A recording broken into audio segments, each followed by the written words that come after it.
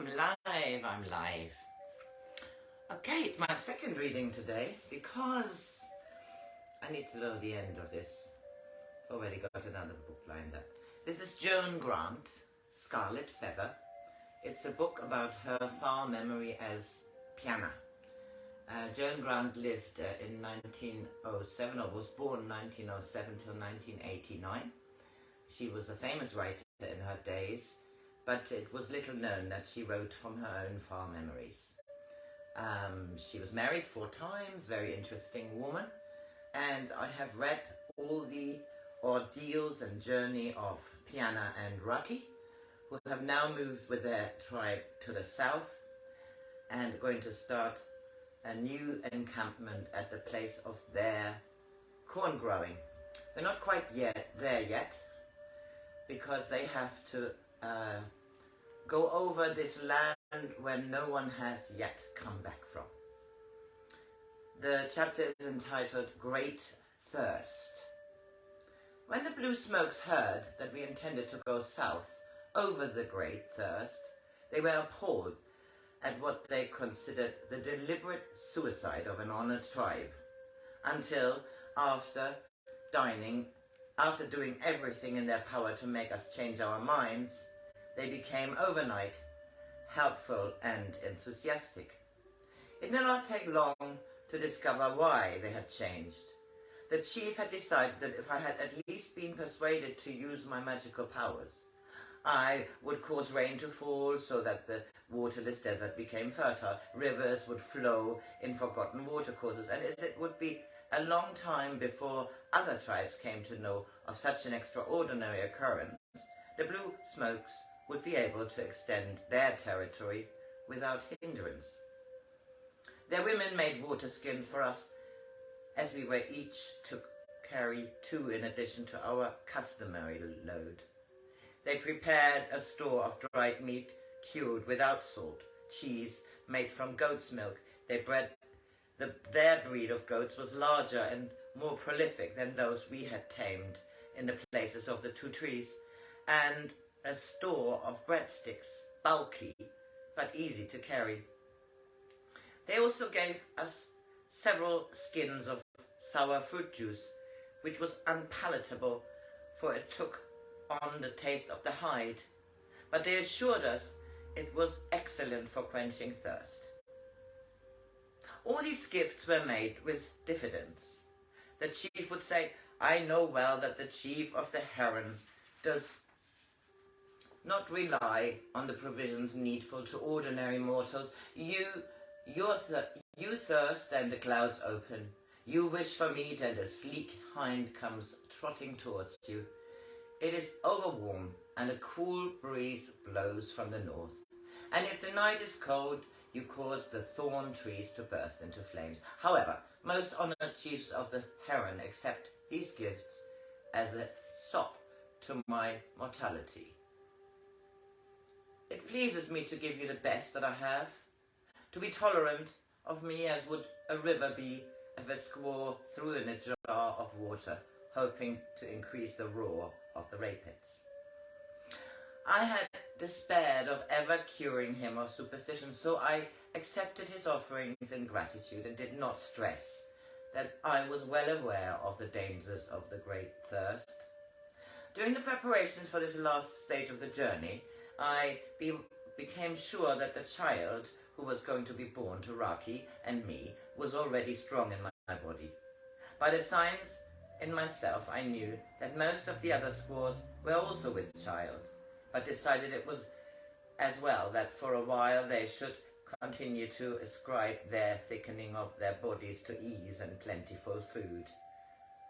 They had been comfortable with the smokes, more so than ever before, but because they had won this security by crossing the bitter mountains, they were prepared to undergo another ordeal to gain a greater plenty. Nakachik had told me that our place of the corn growing was beyond the desert, and there my son was to be born.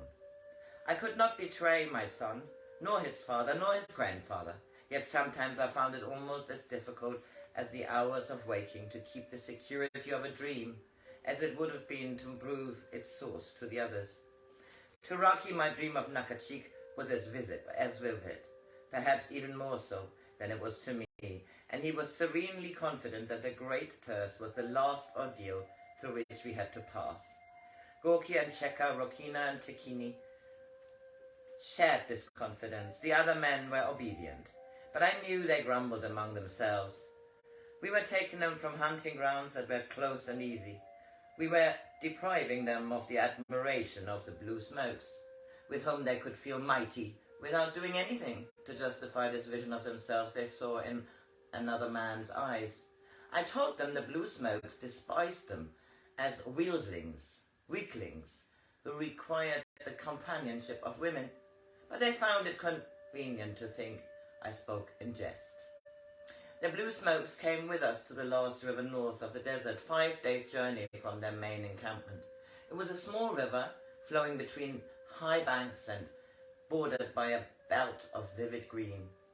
But before we reached it, we were already familiar with the flat lands that grew only thorn and sparse shrub, and when even a small breeze swept the loose soil into clouds of choking dust. I thought they would help us to carry our extra load of water skins for the first day's journey. The way was uphill over a stony ridge, which they told us shut away the desert that would otherwise have spread like a forest fire to burn the sap from all that grew in safety beyond its protection. But they must have considered even the fringe of the desert too perilous, for they stayed on the northern bank, wearing their best tunics and waving blue and yellow pennants tied to poles. These pennants were significant of something very important in their tribal history, but when I questioned the chief, he seemed to have forgotten their meaning.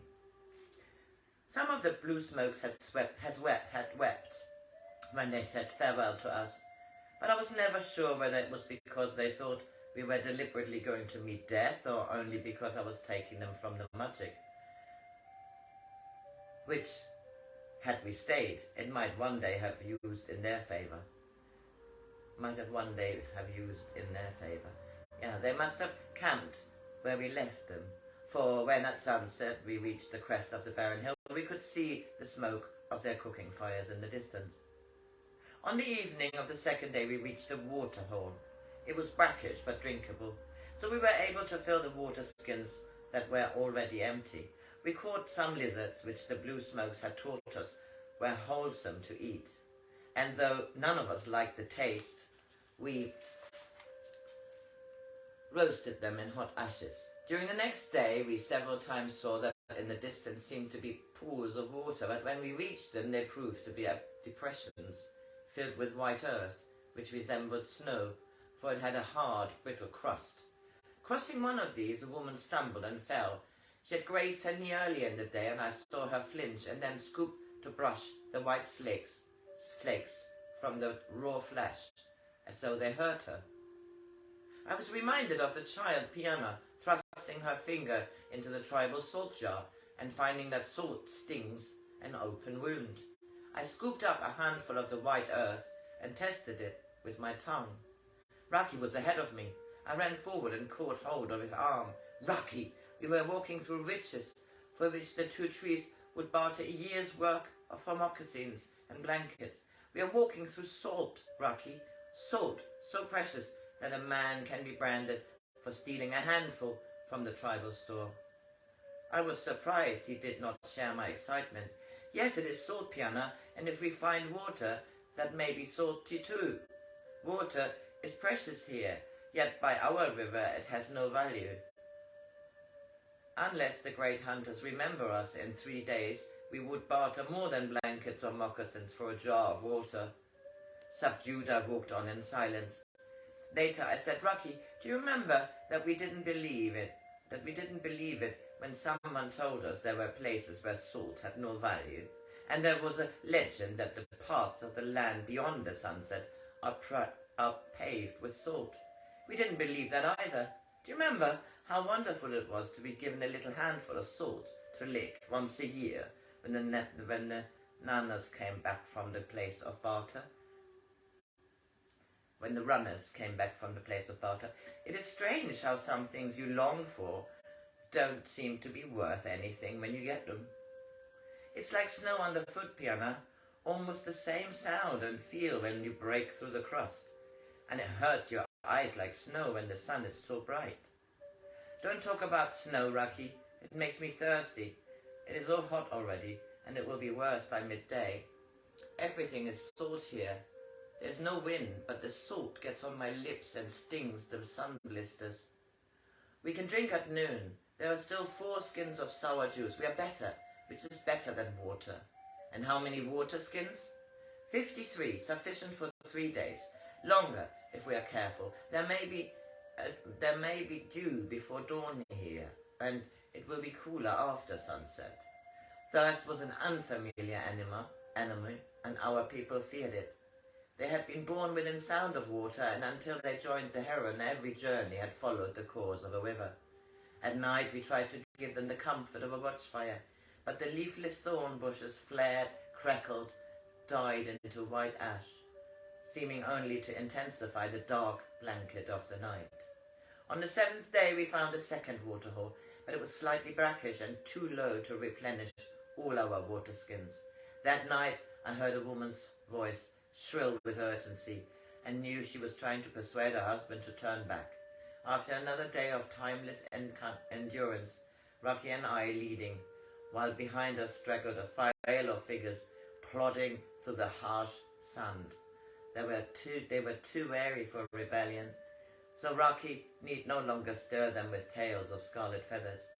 Until I had drunk from the pool of the dry riverbed on the 10th day, I dared not believe it was sweet. How it came there I cannot understand, but the water was real, waist deep, and 2 canoe lengths in breadth. It was encircled by stunned bushes, whose vigorous green, though I should have called them grey anywhere except in this pallid waste, had led us there. It was ecstasy to lie down to suck up deep, clear water, to plunge my face into water until my hair was soaked, and it ran in kindly rivulets over my parched skin. When I suddenly doubled over and began to retch and saw others do the same, I thought the water was poisoned. But Raki said it might only be because we drank too much after becoming accustomed to so little. He must have been right, for after we were careful only to drink slowly from cupped hands, no one complained of any ill effects. That night we lit a fire and began to be happy, because the blue smokes had been proved wrong in saying the desert was waterless. If there was one pool, there might probably be many. Indeed, this nearly dry river might be the northern boundary of the land we were seeking.